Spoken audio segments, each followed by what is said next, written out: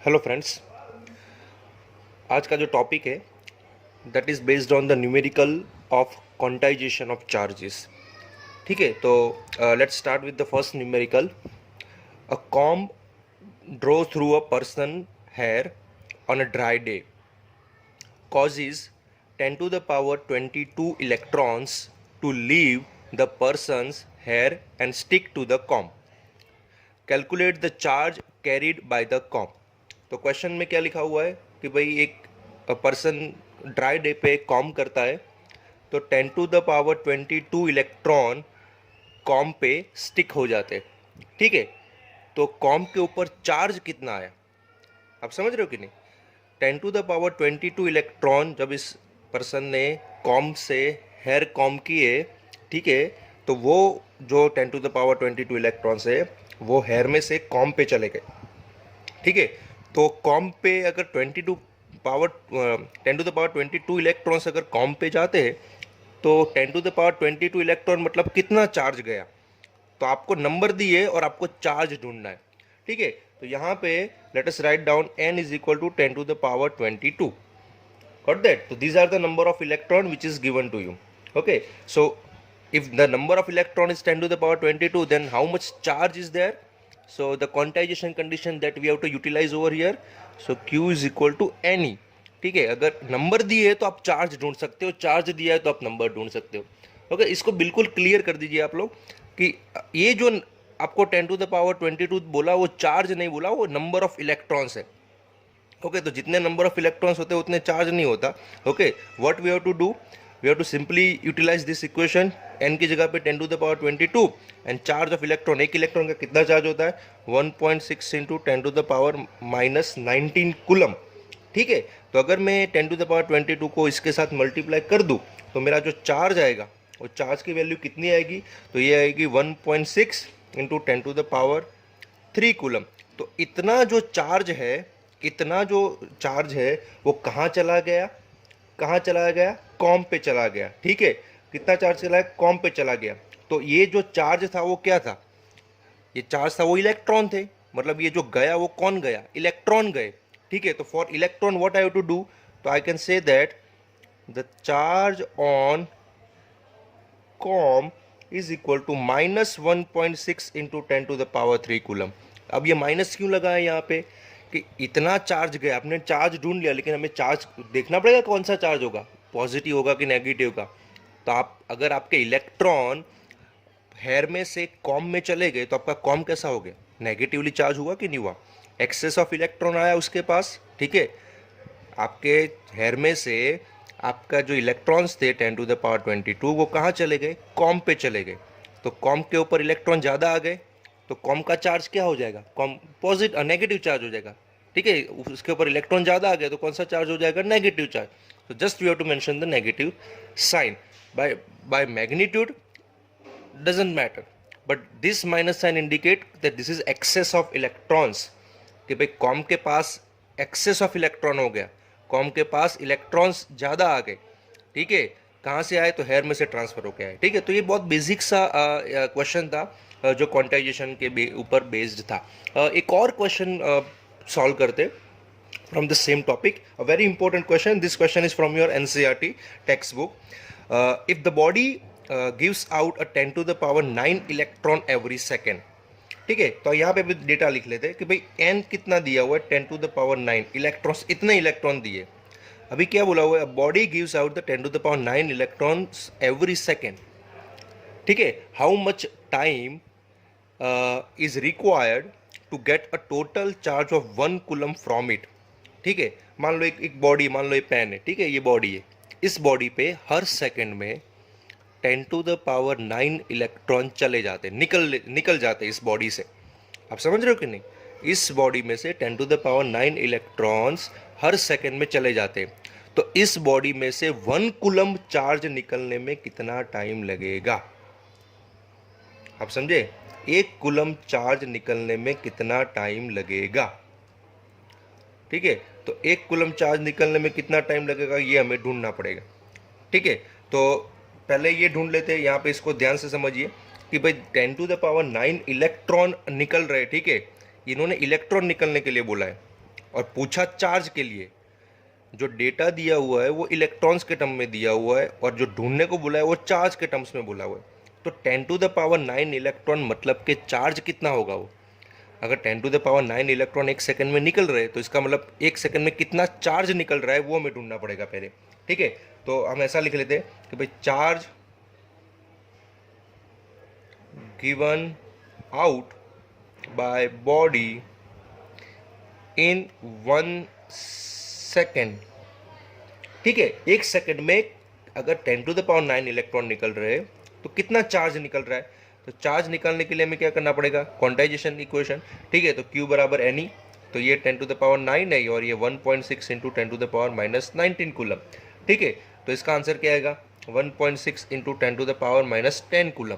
ठीक है, तो इतना 10⁹ इलेक्ट्रॉन मतलब इतना चार्ज। आप समझ गए बात को? 10⁹ इलेक्ट्रॉन एक सेकंड में निकल रहे उस बॉडी से, इसका मतलब 1.6 इंटू 10⁻10 कूलम चार्ज एक सेकंड में निकल रहा है। ठीक है, तो इलेक्ट्रॉन में से आपको चार्ज मिल गया। ओके, अभी आपका क्वेश्चन क्या है? तो एक कूलम निकलने में कितना टाइम लगेगा? तो अभी आपके पास चार्ज हो गया, तो अभी आप सिंपल क्रॉस मल्टीप्लिकेशन करना है। बराबर, कैसे क्रॉस मल्टीप्लिकेशन करना है कि भाई 1.6 इंटू 10⁻10 कूलम चार्ज को निकलने के लिए एक सेकंड लगता है। ठीक है, 1.6 इंटू 10⁻10 कूलम चार्ज को निकलने के लिए एक सेकंड लगता है। तो एक कूलम चार्ज को निकलने में कितना टाइम लगेगा? समझ गए? A very simple cross multiplication कि भाई 1.6 इंटू 10⁻10 कूलम मतलब कि इतने इलेक्ट्रॉन। ठीक है, तो 1.6 इंटू 10⁻10 कूलम चार्ज को निकलने में एक सेकंड लगता है, तो एक कूलम चार्ज को निकलने में कितना टाइम लगेगा? बस ऐसा सिंपल सा क्रॉस मल्टीप्लिकेशन कर देना है।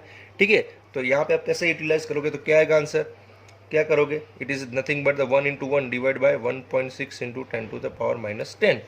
ठीक है, तो अगर आप इसको परफॉर्म करो तो आपका आंसर आएगा 6.25 इंटू 10⁹9 सेकेंड। इतना टाइम लगेगा 1 कूलम चार्ज को निकलने में, इतना टाइम लगेगा। आप समझ गए?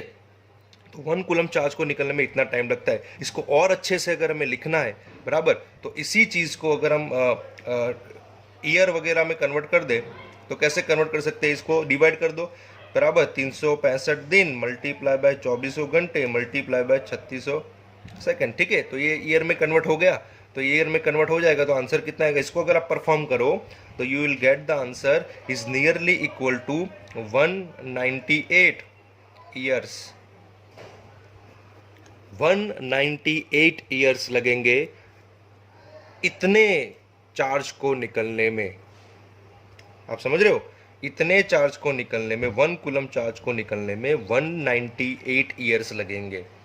ठीक है, अगर वो 10⁹9 इलेक्ट्रॉन एवरी सेकेंड अगर वो निकाल रहा है, बराबर, तो एक कूलम निकलने में 198 ईयर्स निकलेंगे। तो आपको इससे अंदाजा लगेगा कि एक कूलम में कितने इलेक्ट्रॉन्स होते हैं। 1 coulomb is a very big, almost 200 year लग रहे हैं उसको निकालने में। अगर इस रेट से भी अगर वो निकाल रहा है एक एक second, this is not a small number.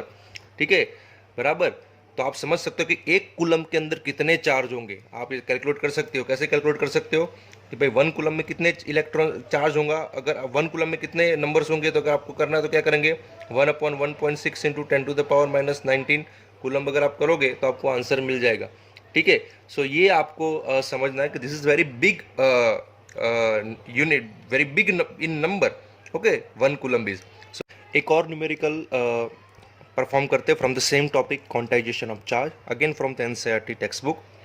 The question is how much positive and negative charge is there in a cup of water. एक कप ऑफ वाटर में कितने पॉजिटिव और कितने नेगेटिव चार्ज होते हैं। ठीक है, तो सबसे पहले आपको ये समझना है कि कप ऑफ वाटर का साइज़ क्या होता है, कितना उसके अंदर वाटर रह सकता है। तो हम अप्रोक्सीमेट ले लेते हैं भाई, the cup of water is around 250 gram. ठीक है, so 250 gram is there a cup of water. Okay, और जो वाटर होता है, तो वाटर का जो मॉलिक्यूलर वेट होता है, ठीक है, मॉलिक्यूलर मास होता है, सॉरी, मॉलिक्यूलर जो मास होता है वो होता है 18 ग्राम। ठीक है, पानी का। ठीक है, और जो पानी का जो कप का जो साइज़ है वो है 250 ग्राम।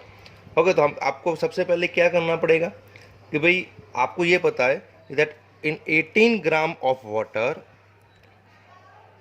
देयर इज 6.02 इंटू 10⁻23, मतलब कि एवोगेड्रो नंबर जितने मॉलिक्यूल होते, the number of molecule present in 18 gram of water is 6.02 into 10⁻23, बराबर 18 ग्राम में। Then what will be the number of molecule in 250 gram? आप समझ रहे हो कि नहीं? तो 250 ग्राम में कितने मॉलिक्यूल होंगे, मतलब एक कप में मॉलिक्यूल कितने होंगे वो पहले ढूंढने आपको। आप समझ रहे हो द क्वेश्चन? सबसे पहले आपको एक कप के अंदर वाटर के कितने मॉलिक्यूल होंगे वो आपको ढूंढने। तो कैसे ढूंढेंगे कि भाई मॉलिक्यूलर मास होता है 18 ग्राम वाटर का, ठीक है, तो 18 ग्राम में आप 6.02 इंटू 10⁻23 होंगे ये एवोगेड्रो नंबर जितने मॉलिक्यूल, तो 250 ग्राम में कितने होंगे। ओके, तो हम पहले क्या करेंगे, ये ढूंढेंगे नंबर ऑफ मॉलिक्यूल। तो नंबर ऑफ मॉलिक्यूल कितने होंगे, इसको क्रॉस मल्टीप्लाई करो, 250 into 6.02 into 10⁻23 then divide by 18, got that. So अगर आप इसको परफॉर्म करोगे तो you will get the answer of 8.36 into 10⁻24। Okay, तो 250 ग्राम जो आपका जो वाटर है उसके अंदर इतने मॉलिक्यूल है, ठीक है, इतने मॉलिक्यूल होंगे। अब मॉलिक्यूल के अंदर कितने इलेक्ट्रॉन प्रोटॉन होंगे वो ढूंढना पड़ेगा, ठीक है। तो मॉलिक्यूल मतलब क्या होगा, ये H2 हो गया, ठीक है। तो H2 के अंदर आपको कितने इलेक्ट्रॉन होंगे वो ढूंढने पड़ेंगे। तो H के अंदर 2 है, ठीक है, H का ये एटम के अंदर कितने होंगे, तो 2, और ऑक्सीजन के अंदर कितने होंगे 8, तो टोटल कितने होंगे 10। तो 10 इलेक्ट्रॉन है इसके अंदर, या तो 10 प्रोटॉन है, पर पॉजिटिव और नेगेटिव हो गया, दोनों ढूंढने को बोला है तो सेम ही होगा। तो जो पॉजिटिव ढूंढो या नेगेटिव ढूंढो मतलब एक ही है। तो H2 मॉलिक्यूल है, ठीक है, ये H2 मॉलिक्यूल है। कितने मॉलिक्यूल है H2 के, इतने सारे मॉलिक्यूल है, ठीक है। तो एक मॉलिक्यूल में कितने इलेक्ट्रॉन होंगे, कितने प्रोटॉन होंगे, तो 10। एक मॉलिक्यूल में इतने प्रोटॉन है, तो total number of electron and proton cup of water में कितने होंगे, कप ऑफ वाटर में इतना मॉलिक्यूल है, ठीक है। तो टोटल इलेक्ट्रॉन्स इन कप, ठीक है, कितने होंगे टोटल इलेक्ट्रॉन्स, तो टोटल इलेक्ट्रॉन होंगे एक के अंदर कितना है 10, एक के अंदर कितना है 10, और ऐसे मॉलिक्यूल कितने हैं, इतने 8.36 इंटू 10⁻24। समझ गए कि नहीं?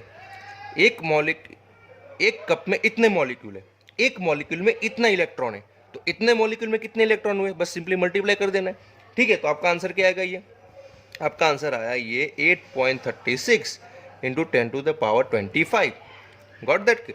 तो ये एक कप ऑफ वाटर में इतने आपके क्या है इलेक्ट्रॉन्स है और इतने ही प्रोटॉन्स है। लेकिन आपको नंबर ऑफ इलेक्ट्रॉन प्रोटॉन नहीं पूछा, आपको क्या पूछा हुआ है, एक कप ऑफ वाटर में कितना चार्ज होगा भाई। आप समझ रहे हो कि नहीं? तो अभी क्वांटाइजेशन कंडीशन यूज होगी कि भाई अगर एक कप ऑफ वाटर में इतने इलेक्ट्रॉन्स या इतने प्रोटॉन है तो चार्ज कितना हुआ। तो चार्ज कैसे ढूंढेंगे, Q बराबर एन ई। तो यहाँ पे n की जगह पे क्या लिख लेंगे, n-e लिख लेते हैं, क्योंकि n तो आपने ऑलरेडी यूज किया हुआ है, तो हमें ये वाला n यूज नहीं करना है, हमें ये n' यूज करना है, ठीक है। दिस इज योर n', ठीक है। तो ये आपको एक कप ऑफ वाटर का यूज करना है, जो एक कप ऑफ वाटर में कितने इलेक्ट्रॉन्स है, तो इतने। तो अगर इलेक्ट्रॉन्स इतने हैं तो चार्ज कितना हुआ, सिंपल, ठीक है। क्वांटाइजेशन में अगर इलेक्ट्रॉन्स इतने हैं तो एक कप ऑफ वाटर में इलेक्ट्रॉन इतने हैं तो चार्ज कितना हुआ, तो बस सीधा क्वांटाइजेशन कंडीशन यूटिलाइज करो। तो 8.36 इंटू 10⁻25 मल्टीप्लाई बाय 1.6 इंटू 10⁻−19, और दैट अगर आप इसको गिनो तो यार Q is equal to 1.33 into 10⁻7 coulomb, got that. So this is my answer, that 1 cup of water include this much positive and negative charge, got that. तो 1 cup of water में charge कितना होता है, इतना। 1 cup of water में electrons और proton कितने होंगे, इतने, ठीक है। तो ये आपको इस तरह से गिनना है। तो आपने सबसे पहले क्या किया था, आपने मॉलिक्यूलर मास 18 ग्राम में एवोगैड्रो नंबर जितने मॉलिक्यूल, तो 250 ग्राम में मॉलिक्यूल कितने हुए, तो पहले आपने 250 एक कप में मॉलिक्यूल ढूंढे। अब हर एक मॉलिक्यूल में इतने इलेक्ट्रॉन है, तो इतने मॉलिक्यूल में कितने इलेक्ट्रॉन होंगे, तो फिर आपने इलेक्ट्रॉन ढूंढे और फिर इलेक्ट्रॉन में से आपने चार्ज ढूंढा। तो इस तरह से आपको प्रोसीड करना होता है न्यूमेरिकल, दिस पर्टिकुलर न्यूमेरिकल। सो एक न्यूमेरिकल आपको होमवर्क में परफॉर्म करना है, आप उसको ट्राई कीजिए, थोड़ा सा याद कीजिए और गिनिए। तो क्वेश्चन ये है, polythene piece rub with the wool is found to have a negative charge of 3.2 into 10 to the power minus 7 coulomb. ठीक है, calculate the number of electrons transferred. So you have to find out the number of electrons. यहाँ पे आपको number ढूंढने, so you have to find out the number of electron transferred. So यहाँ पे भी आपको क्वांटाइजेशन कंडीशन को utilise कीजिए और इसको ध्यान से परफॉर्म कीजिए और अपना आंसर शेयर कीजिए। Thank you.